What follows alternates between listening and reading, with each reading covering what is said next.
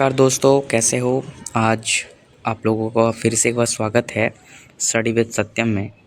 हम लोग फिर से एक वीडियो में आ चुके हैं पॉलिटी के संघ एवं उसके राज्य क्षेत्र, union and it's territory chapter का नाम है, जिसे हम आज के वीडियो में देखने वाले हैं। ये वीडियो काफ़ी लंबा इंटरवल के बाद हो रहा है। हालांकि कुछ दिन से जो 3-4 वीडियो पिछले आए हैं वो भी काफ़ी इंटरवल्स के बाद हो रहे हैं। उसके लिए मैं माफ़ी चाहता हूँ, क्योंकि दोस्तों मैं भी एक स्टूडेंट हूँ, पढ़ने जाता हूँ। तो मैं उम्मीद करता हूँ कि आप मेरे चैनल को सब्सक्राइब और वीडियोज़ को लाइक करेंगे और मुझे सपोर्ट करने का प्रयास करेंगे। ठीक है दोस्तों, चलिए आज जो हमारा वीडियो है संघ एवं उसके राज्य क्षेत्र, इसे देखने का प्रयास करते हैं। ये ना केवल जो भी कॉम्पिटिटिव एग्ज़ाम, बल्कि हाँ, कहने का अर्थ है कि ये ना केवल SSC, CGL, VGL, CHSL, MTS, बल्कि ये स्टेट पीसीएस के प्रीलिम्स में भी आ सकता है।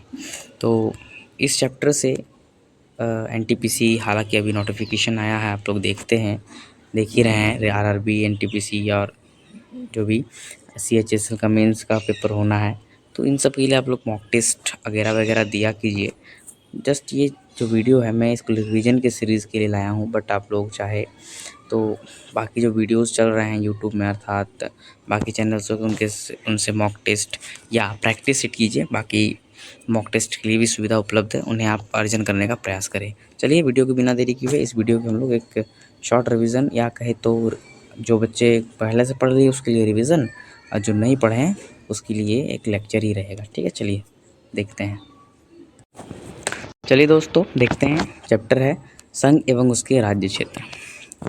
इस संघ का हम लोग अंग्रेजी में दो मतलब देखते हैं, एक है यूनियन और एक है फेडरल। दोनों में अंतर क्या होता है, इन्हें समझने का प्रयास करेंगे। बहुत बच्चे जो हैं इन दोनों को एक समझ के बैठ जाते हैं, जो कि एकदम ही गलत है। ये टोटली एक अलग चीज़ है दोनों। एक बार पढ़ते हैं।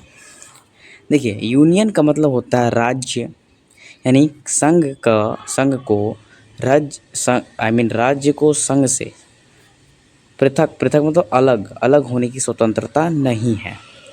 ठीक है, कि स्वतंत्रता नहीं है। उदाहरण के रूप में राज्य अगर हम ले लें यूपी भारत में, और संघ है हमारा भारत।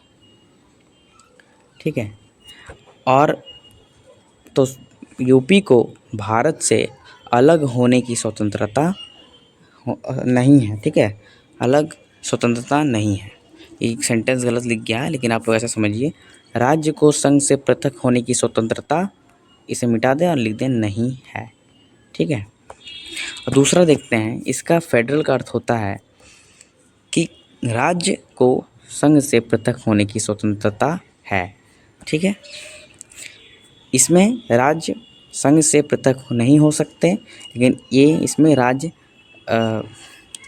संघ से पृथक हो सकते हैं, यानी कि अलग हो सकते हैं। जैसे भारत में यूपी, एमपी, झारखंड, बिहार ये सब अलग नहीं हो सकते हैं, लेकिन वही यूएसए में देखें, कैलिफोर्निया, फिर न्यूयॉर्क, ये सब अलग हो सकते हैं।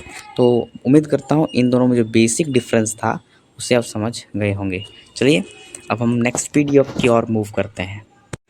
अब देखिए, इसमें हम लोग बेसिक डिफरेंस देखते हैं कि जो हम लोग का संविधान का पहला पार्ट है। इसको लिखने से पहले आप एक और लाइन लिखेंगे दोस्तों। इसे लिखने के पहले एक और लाइन लिखेंगे। लाइन है कि भाग जो है, भाग वो है 1 से 4 तक, जिसमें वर्णन है संघ एवं उसके राज्य क्षेत्र। इसको आप लिखेंगे। इसका वर्णन है भाग 1 में। कितने में? भाग 1 में। इतना लिखने के बाद आप लिखिएगा उसके बाद अनुच्छेद। तो भाग 1 में किसका वर्णन है? संघ एवं उसके राज्य क्षेत्र, भाग एक आर्टिकल कितना से कितना तक? 1 से 4 तक।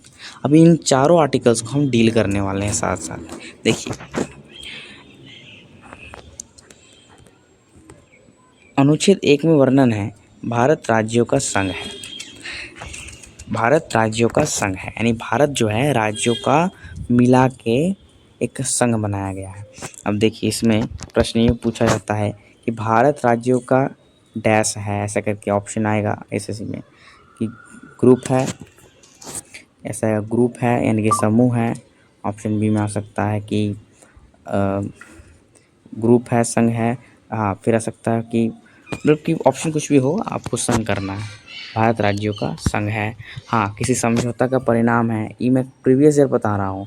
ऑप्शन ए में आ सकता है समूह है, बी में आ सकता है किसी समझौते का परिणाम है, ऑप्शन सी आ सकता है ग्रुप है, ऑप्शन डी आएगा संघ है। तो अब जाहिर सी बात है संघ होगा, ठीक है। इसमें 28 राज्य, यूटीज़ 8 है। यूटीज़ का मतलब होता है केंद्र शासित प्रदेश या संघ शासित प्रदेश भी हम बोल सकते हैं, केंद्र शासित प्रदेश, इसे आप याद रखें, ठीक है। और अर्जित क्षेत्र यानी वो क्षेत्र जो हम अर्जित करें, अर्थात अगर हम पाकिस्तान को भारत में मिला लें तो वो भी भारत का एक संघ होगा, अर्थात कह सकते हैं वो राज्य कहलाएगा, ठीक है। राज्य या यूटी जो भी उनको बनाना हो। तो 28 राज्य हैं, यूटीज़ 8 हैं और अर्जित क्षेत्र मिल करके भारत एक संघ बनता है। चलिए अब आर्टिकल 2 की बात करें। अनुच्छेद 2 में है नए राज्यों की स्थापना बाहरी क्षेत्र से। देखिए आर्टिकल 2 और 3 थोड़ा बहुत कन्फ्यूज़न करता है क्योंकि दोनों सेम जैसा ही दिखता है, बट दोनों में एक डिफरेंस होता है। डिफरेंस ये है, नए राज्यों की स्थापना जो है इसमें बाहरी क्षेत्र से होता है, एक्सटीरियर सेक्टर्स और वी कैन से की एरिया से। और इसमें आर्टिकल 3 में नए राज्यों की स्थापना संघ से ही है, भारतीय संघ से। चलिए एक बार डिफरेंस को हम लोग समझ जाएंगे, पहले इसको पढ़ लेते हैं, फिर बाद में हम उसको एक कंक्लूजन के तौर पर ले आएंगे। देखिए आर्टिकल 2 अनुच्छेद 2 में वर्णन है नए राज्य की स्थापना बाहरी क्षेत्र से, अर्थात अगर ये हमारा भारत है, ठीक है, और सॉरी दोस्तों ये थोड़ा सा ड्राइंग मेरा ख़राब है, माफ़ कीजिएगा। तो ये हमारा भारत ऐसा कुछ, ठीक है, चलिए मान लीजिए भारत है, यहाँ पाकिस्तान है। तो इस पाकिस्तान को अगर हम भारत में मिला लें, यानी कि भारत में मिला लें, तो ये जो पाकिस्तान होगा ना, ये भारतीय तो उसको किस अनुच्छेद के तहत मिलाया जाएगा, तो उसको आर्टिकल 2 के तहत मिलाया जाएगा। अर्थात अगर ये भारत है तो इसको अगर हम मिला रहे हैं भारत में, तो 21 आर्टिकल से मिलेगा, ये मिलेगा आर्टिकल 2 से, नए राज्यों की स्थापना बाहरी क्षेत्र से। उदाहरण के लिए देख लेते हैं सिक्किम। सिक्किम को क्या किया था, सिक्किम एक पहले एक स्वतंत्र रियासत था। क्या था, सिक्किम पहले स्वतंत्र रियासत था।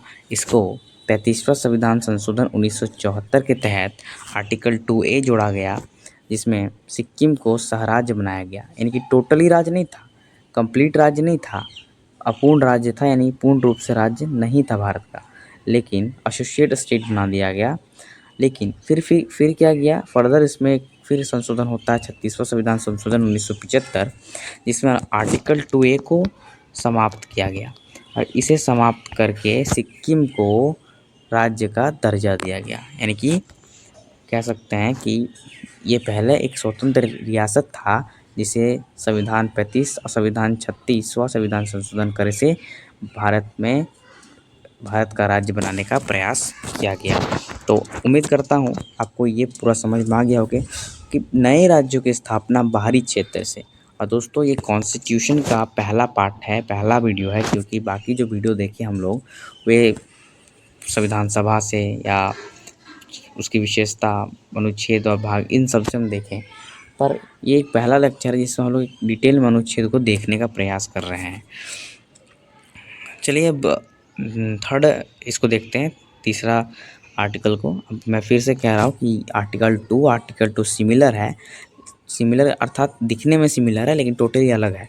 अनुच्छेद 2 में क्या है, नए राज्यों की स्थापना बाहरी क्षेत्र से, जैसे सिक्किम हम लोग में नहीं था, स्वतंत्र रियासत था जिसे मिलाया गया, या फिर कहे तो पाकिस्तान अगर हम लोग में नहीं है, अगर लेकिन मिला ले हम लोगों में, तो ये किस आर्टिकल के तहत, आर्टिकल 2। अब आर्टिकल 3 को देखते हैं। अब देखिए आर्टिकल 3 भी उसी तरह है, नए राज्यों की स्थापना भारतीय संघ से। उसमें क्या था, बाहरी क्षेत्र से। इस भारतीय संघ की जगह क्या था, बाहरी क्षेत्र से, लेकिन यहाँ पर क्या है, भारतीय संघ से यानी भारत के ही किसी एक स्टेट से, मान लीजिए एक स्टेट है ए, इसी से दो स्टेट बनाया जाएगा A1 और A2। तो ये दोनों स्टेट किससे बना, ए से, इसीलिए तो ये कौन आर्टिकल से हुआ, आर्टिकल 1 से नए राज्यों की स्थापना भारतीय संघ से। मैंने जैसे उदाहरण दिया आपको राज्यों का, इसके तहत और भी चीज़ें की जाती है, जैसे राज्यों के नाम में परिवर्तन की व्यवस्था, ठीक है, और राज्यों के सीमा में वृद्धि या कमी भी की जा सकती है। पहले इसको समझते हैं, ये नए राज्य की स्थापना भारतीय संघ से समझ गए। जैसे कि एक अगर हम मैप से देखें तो दोस्तों कुछ इस प्रकार, सपोज डैट यहाँ पर जो यूपी का क्षेत्र है, ठीक है, इसी से, चलिए इसको नहीं, जो हुआ है उसको बताते हैं, ठीक है, जो हो गया है। जैसे मान लीजिए यहाँ पर यूपी था, यूपी से उत्तराखंड बनाया गया है, आपको पता होगा।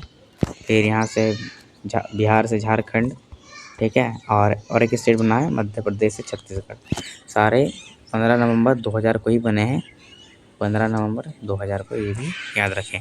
तो कैसे, किस प्रकार से, देखिए भारतीय संघ से ही, क्या भारतीय संघ से, यानी भारत का संघ था यूपी से बनाया गया उत्तराखंड, तो दो स्टेट में डिवाइड हुआ। तो ये था बिहार, इसमें दो स्टेट में डिवाइड हो गया, झारखंड और बिहार।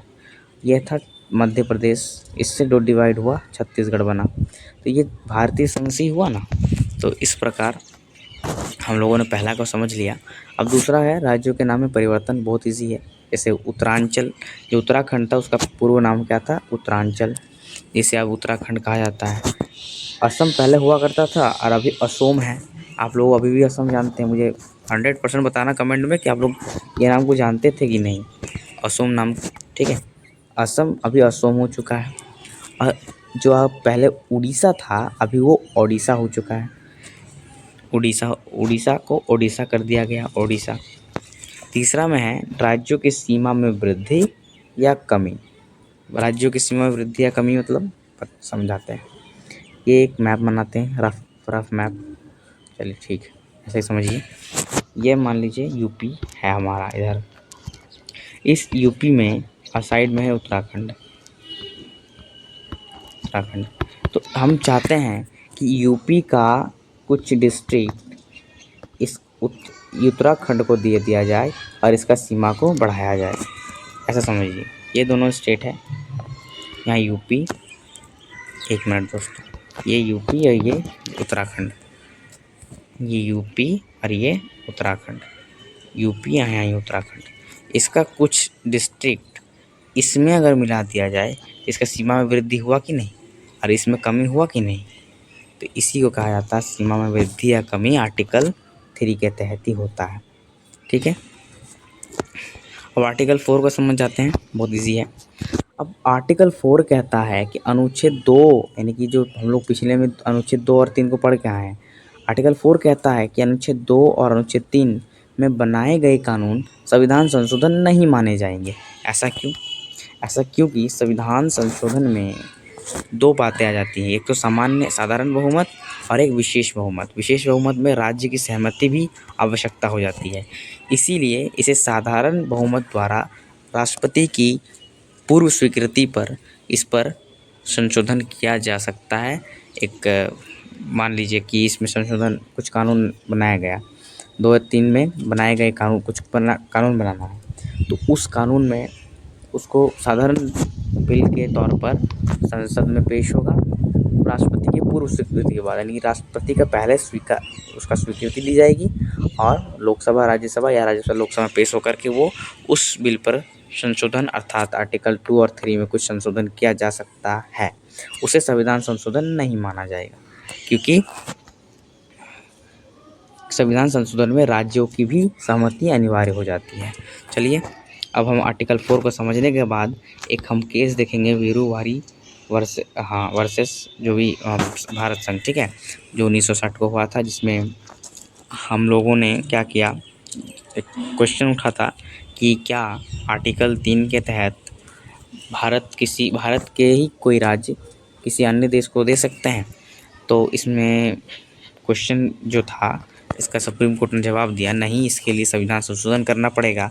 और फाइनली हमारा 2 संविधान संशोधन होता है, जिससे बेरुवारी क्षेत्र और बांग्लादेश को दिया जाता है। उन्हें हम नेक्स्ट पीडीएफ में देखने का प्रयास करें। देखिए दोस्तों, मोस्ट इम्पॉर्टेंट है, देखिए वेरुवारी एक्चुअली पहले इसको जूम करें। वेरुवादी वर्सेस भारत संघ 1960 का जो मामला था, इसमें क्या हुआ, इसमें प्रश्न पूछा गया था, क्या अनुच्छेद 3 के तहत संसद किसी भारतीय भूभाग को किसी देश को दे सकती है? क्या कहा? आर्टिकल 3 के तहत संसद किसी भूभाग को किसी अन्य देश को दे सकती है? तो इसने सुप्रीम कोर्ट ने जवाब दिया कि संसद ऐसा साधारण संशोधन द्वारा नहीं कर सकती, इसके लिए उसे संशोधन करना पड़ेगा, संविधान संशोधन करना पड़ेगा। अर्थात संविधान संशोधन में क्या होता है कि 2 कंडीशन होते हैं, एक तो साधारण मत बहुमत और एक विशेष बहुमत। इसमें क्या होता है, 2/3 बहुमत दोनों में ले लिया जाए और वो राष्ट्रपति की स्वीकृति के बाद पारित। लेकिन इसमें 2/3 बहुमत तो लगेंगे ही, अगर और प्लस राज्य की भी सहमति अनिवार्य होती है, इसीलिए ये थोड़ा टफ हो जाता है। इसके लिए संविधान संशोधन करना पड़ेगा। तो जैसे ही इस तरह का उत्तर आता है तो हमारे इसका इम्पैक्ट भी देखने को मिलता है, जो इसका क्या बोलते हैं आफ्टरमैथ है। आंसर देखिए, संसद क्या क्या 9वां संविधान संशोधन 1960 करता है, जिसमें वेरुवारी क्षेत्र को पाकिस्तान, पाक मतलब पाकिस्तान, ठीक है, ये पाकिस्तान है, ठीक है, पाकिस्तान को दे दिया, ठीक है। और दूसरा है 100वां संविधान संशोधन होता है 2015 में, जिसमें भारत ने 111 क्षेत्र बांग्लादेश को दे दिया, बदले में बांग्लादेश 51 क्षेत्र दिया भारत को, ठीक है। ये बहुत कम क्वांटिटी है, बट फिर भी कोई दिक्कत नहीं, वी आर दानी, ठीक है, कोई बात नहीं। तो 100 संविधान संशोधन किया जाता है 100वां संविधान संशोधन 2015 में, जो भारत ने इसके तहत 111 क्षेत्र बांग्लादेश को दिया और बांग्लादेश ने भारत को 51 क्षेत्र दिए। तो दोस्तों, वीडियो कैसी लगी कमेंट में ज़रूर बताना और चैनल को सब्सक्राइब ज़रूर करना और वीडियो को भी लाइक करना, ठीक है। मुझे उम्मीद है कि आपके जो शॉर्ट रिवीजन है वो आप लोगों का हो गया होगा। चलिए, थैंक यू वेरी मच।